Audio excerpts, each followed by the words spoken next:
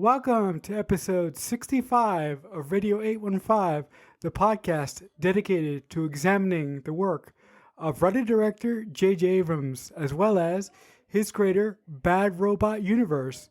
I'm your host for this week. My name is Marcelo Nostroza, joined as always by my co-host, Matt Crandall. And on today's edition of the show, we'll be talking about Lost, Season 5, episodes 14 and 15. So the first episode up this week is the episode entitled The Variable, and that is a very, very special episode. It is the official 100th episode of the show. Matt, what did you think about the 100th episode of the show? The 100th episode of Lost. Finally, they've been on the air long enough to reach this milestone that a lot of series never reach. And they give us a gut-punching episode that for the first 3 quarters feels like vintage Lost that is bringing us up to speed on some new information that we didn't have. So a lot of this season has dealt with what happened. We can't change the future. Whatever happened.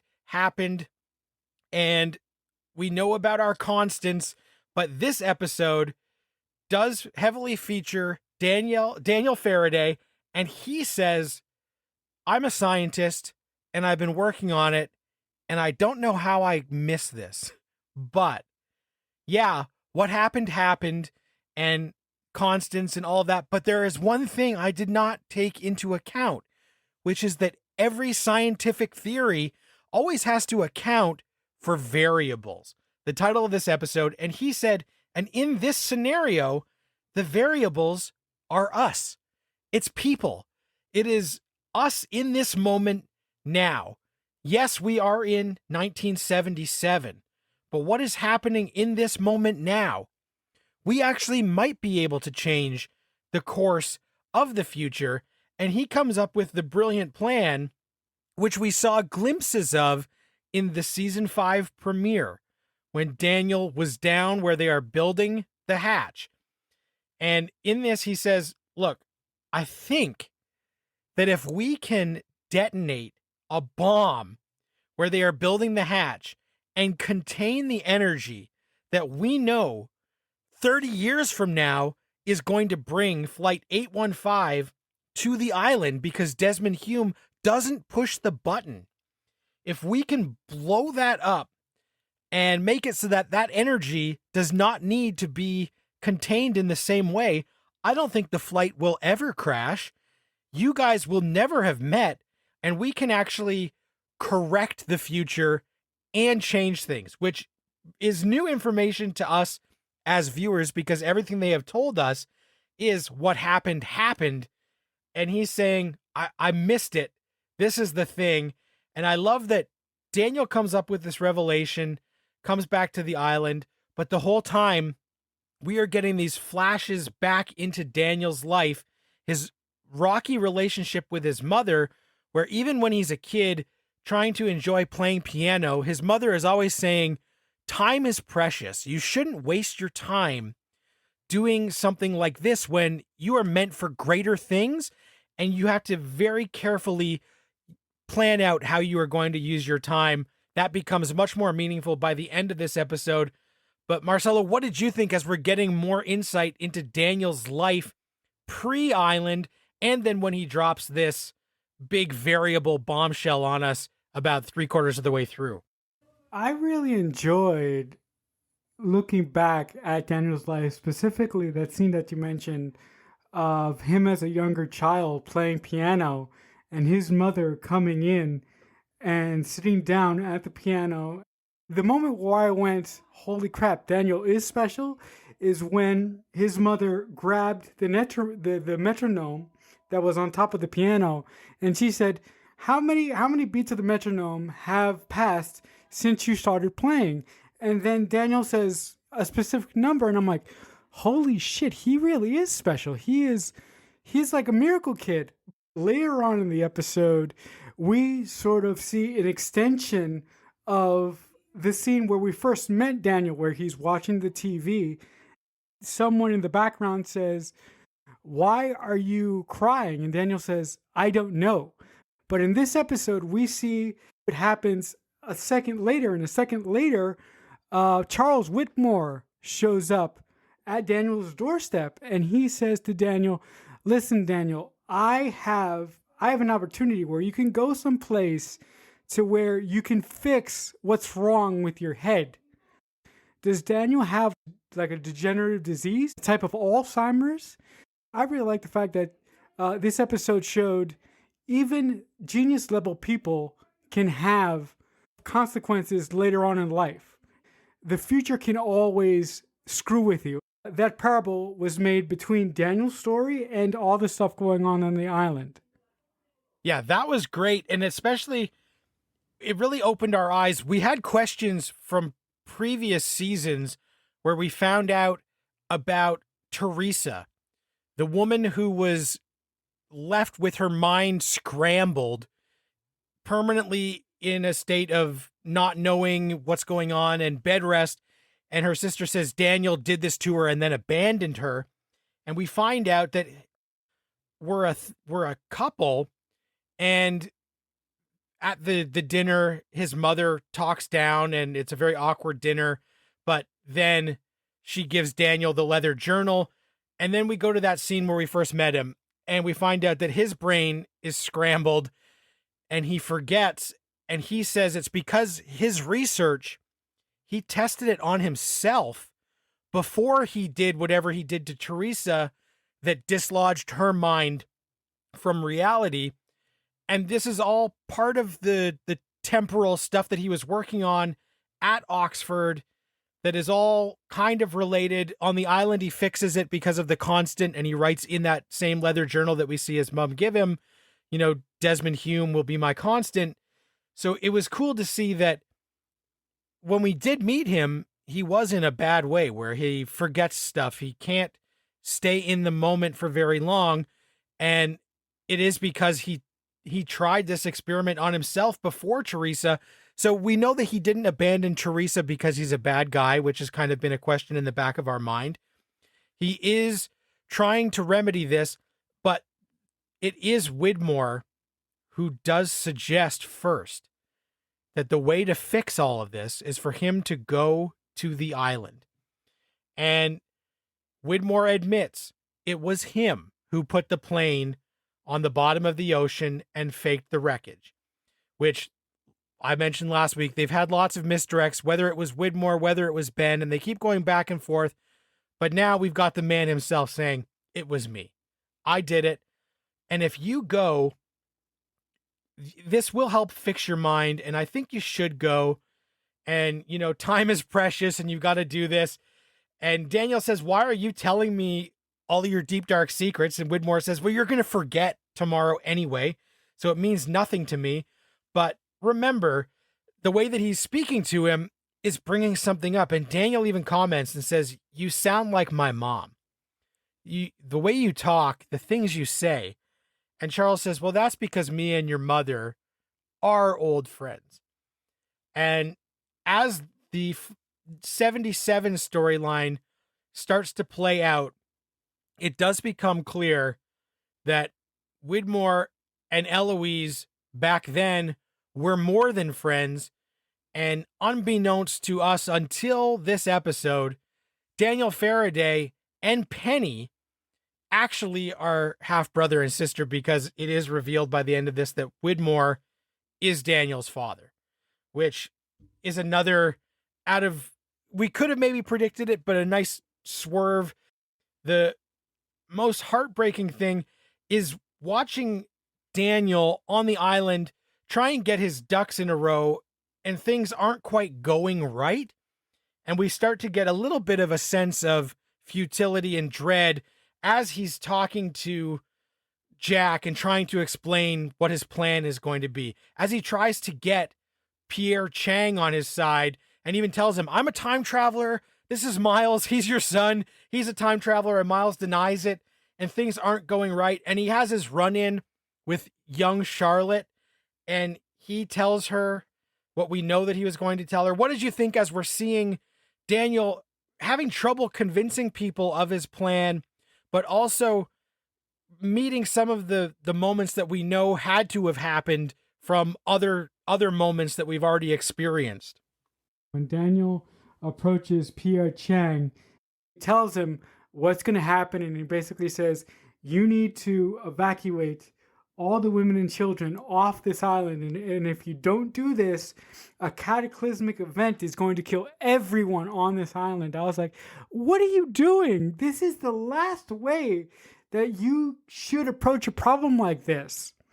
But as Daniel follows Pierre Chang up to the surface, and when Pierre Chang walks up to one of the Dharma vans, or the Dharma van, and tries to get away from him, Elves comes in, calls Daniel an insane person, and says to his father, basically, you shouldn't listen to him. And then Pierre Chang, he drives off, and Daniel says, everything that I just did there was so your father would do exactly what he needs to do. When that happened, I was like, God damn it, why didn't I see this coming? Daniel always has a specific way of speaking to certain individuals. He always gives the right person just the perfect amount of information that they need to do exactly what he wants. And the other thing, his conversation with small Charlotte, that little small exchange that he had with Charlotte, it broke my heart, basically. It really, really did. I love the way that the Lost writers are tying up the loose knots that they introduced early on in the season. It is amazing how they are stitching everything back together. It's amazing. I mean, look, it's writing 101, but not every TV show that poses all these questions answers them so exquisitely.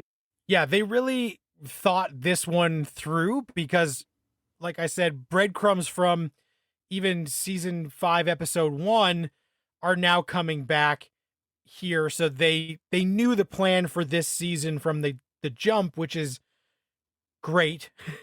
It makes things much more enjoyable, and they are weaving different threads that we have had throughout the series back together in a really nice way.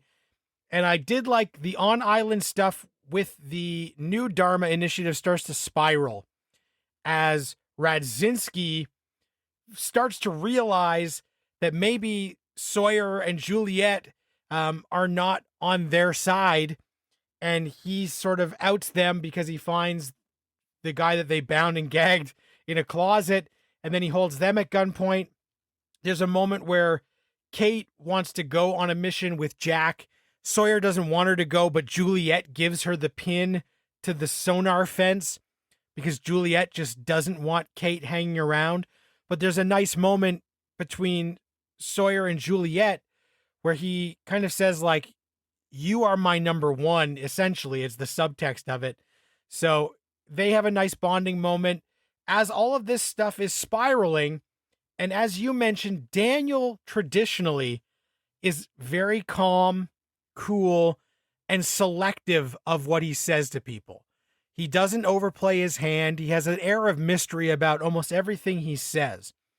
And in these final moments where he is trying to find the location of the bomb, he goes to Richard and he says to that camp, he's like, I need to find Eloise. They say she's not here. And he's talking to Richard, and he gets frustrated and flustered. And in a very un-Daniel Faraday-like moment, because the guy usually is calm and cool, like, hey, Miles, he pulls a gun on Richard. And he says, tell me what is happening and where Eloise is. And bam, Daniel is shot from behind, crumbles to the ground. We see that it is Eloise who has shot him. And it's a fatal blow. She shoots him like almost directly through the heart. And as he's bleeding out and he looks and he realizes it is his mother who just killed him. And he says, you knew this was going to happen and you sent me here anyway. And the look on his face, Jeremy Davies is so good in that moment. And it puts all of those flashbacks of time is precious, only focus on the thing you are meant to do, time is precious, into perspective. And obviously the 1977 Eloise doesn't recognize him. And she's like, well, who are you? Like, I don't know. And he says, I'm your son. And that moment is so heartbreaking, knowing that his mother in those moments didn't know, but she has known every moment after that, which is essentially his entire life pre-Island. She knew that one day all of these events would happen. And as he says, you knew and you sent me here anyway. What kind of fucking monster would do that to their own son? And that reframes everything we know about Eloise, makes Daniel this tragic, flawed character who's basically, unbeknownst to him, on this lifelong suicide mission. And it just rips your heart out. And we do find out in that moment where his mom in the present slaps Widmore, because Widmore says, like, he was my son too. And I just, it added so much depth to Faraday as it put a big wrap.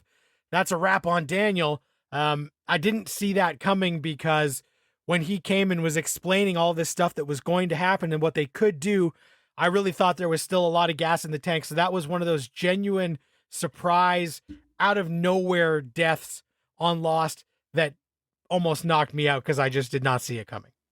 I did not expect that at all. And it was amazing how the actor who plays Daniel played out that scene. I don't mean to defend a person like Eloise Hawking, but I just want to leave you with this. If I'm a parent and I know that my son has a psychological disease that has no cure, that if my son goes to a certain place at a certain time, his brain will be fixed. If I am a specific kind of person, I may consider doing that because I want my son to be safe, and I want my son to be healthy. I want my son to be the best person that he can be. And if sending him to an island that is a little wonky, if I'm desperate enough, that to me would somehow justify Eloise's decisions. I kind of feel sympathy for her in that regard. But we move on to the second and final episode that we're going to talk about this week, and that episode is simply entitled Follow the Leader. So Matt, I have a question for you. Do you want to get on a submarine? So submarines seem to only do bad things on this show. I feel like, even when you think it's good, no. But what this episode does do is we do pick up shortly after Daniel is gunned down, and there's a scene where Eloise and Jack talk about the writings in Daniel's journal. And Jack explains to her what their plan is and how they think that they can undo the future. And if they do undo this future, then maybe Eloise won't kill her own son, which is fascinating. But because she sees this journal and she recognizes writings in the journal, all I kept thinking was, okay, when she gave Daniel the journal, knowing that he would go to the island, and the reason that she sends him to the island is because his brain is scrambled and the quality of life off the island is not good. The day that he opens that journal, the first thing in that journal should be, Dear Daniel, if you ever find yourself on an island facing a man that looks like he's wearing a lot of guy liner, but actually just has really thick eyelashes, do not pull a gun on him under any circumstance. Love, Mom. Take this with you everywhere you go. Don't ask me about it. And then we would be out of this situation. She would have gotten her son fixed. He would have gone to the island, but he would have gone to the island with this knowledge that he could read Memento style in case his brain got scrambled, that would tell him if he was ever facing down Richard Alpert, not to pull a gun. And then she wouldn't have killed him. So that's the only thing. Knowing that she gave him the journal and she knows about the journal after the opening scenes of this episode, I was like, yes, his brain is fried. So even if she told him before he got on the boat, don't do this, because she knew, because his brain was scrambled, he forgot, but she could have written it in this journal when he got it, knowing that the journal would be with him on the island. So that was the only thing that drove me crazy, was like, she could have found a loophole because we all see it. It's in these pages.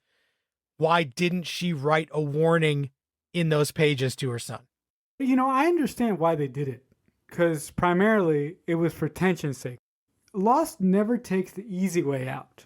They'll show you a complicated situation, causes you to think about a million ways to get out of the situation, but then the simplest way to get out of the situation is often the way that the writers go.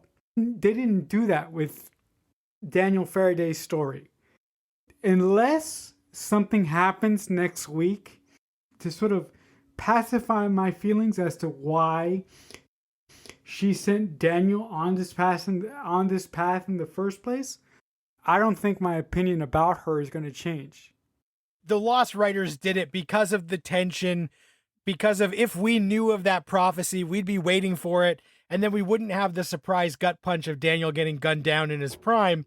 So, like, from a show standpoint, yeah, they did the thing that was more surprising and tense, but from a logical, like, if she had years to think about this standpoint, that's where I'm just calling emotional bullshit. One thing that I was not expecting would be revealed in these two episodes is the connection between Eloise Hawking and Charles Whitmore. That connection really floored the crap out of me when it was revealed. I did not see that coming at all, and I just wanted to point that out. The other thing that really drove me bonkers in this specific episode is the behavior of the Dharma Initiative in this episode towards Juliet and James after they got captured. These guys fucking drive me up a fucking wall. I really hope that something bad happens to them, because they are such, oh my god, they are such sad sacks. Yeah, there is a lot going on when Radzinski has Sawyer and Juliet, and he's basically beating on Sawyer, and they realize Sawyer's not going to say anything until they realize, you know how we can make James talk, and they start going after Juliet, which of course is the right way to get information out of him. And then they get, you know, that's a horrible moment where they realize these Dharma guys are bad, but they do go to the submarine, and there is a nice moment where Sawyer says, like, we should have got on the sub 3 years ago. And Juliet says, like, no, I'm glad that we stayed behind and, like, built this life together. And even though we're in a bad spot now, like, those 3 years when we were just here together were happy ones. Like, it was worth it. So as you alluded, the submarine, they do end up bringing other people to the sub. So Kate gets on the sub, and, you know, we're getting more of the team together in one place so that hopefully they can do something to get out of this bad situation. I did like that a lot. We do see Saeed again shortly before that, and he finds out that he didn't kill Ben, which is one of those no shit Sherlock moments, and is so frustrating that you're just like, how did he not know that he didn't get the job done? So that was frustrating, but I do like that, you know, as all this stuff is going on, we do see Hurley, Miles, and Jin talking to Chang, and he starts quizzing Hurley about the year he was born and different questions, because what Daniel had said to him is starting to resonate. And he says, I kind of believe that you guys might be from the future. And Hurley doesn't pass the test because he can't come up with a plausible birthday. He doesn't know these answers. And when there's a nice moment where like Chang says like, so am I your father to Miles? And Miles is like, well, yeah, like you are. So he now knows that everything Daniel told him about needing to evacuate is all true. And I love that. And side note, as they're all standing around, I don't know how I didn't notice this before, but the Dharma Initiative jumpsuits are very similar to the Ghostbusters flight suits. And there is a scene where that Miles, Jin, and Hurley scene, Miles has a backpack on. He's holding the gun. Jin's holding the gun. Hurley's got a backpack. They all just look like a team of Ghostbusters hanging out there because they got the suit, they got the straps, and they got the guns. So I've got Ghostbusters on the brain. If you're listening to this, it's probably a month after the new Ghostbusters. But right now I was like, wow, these Dharma jumpsuits are very Ghostbusters that I had never noticed that is basically the same outfit. But all of that stuff really starts to ramp up in the past, where now half of our heroes are on a sub and they've got a plan, and the other half are trying to find a way to make sure that this catastrophic incident does not harm a lot of people and can possibly right the future. What were you thinking as everybody's gathering in these different groups with different plans? I really enjoyed seeing everybody's different adventure. The one thing that really struck me, and this wasn't until the end of the episode, John eventually, reveals himself to the others.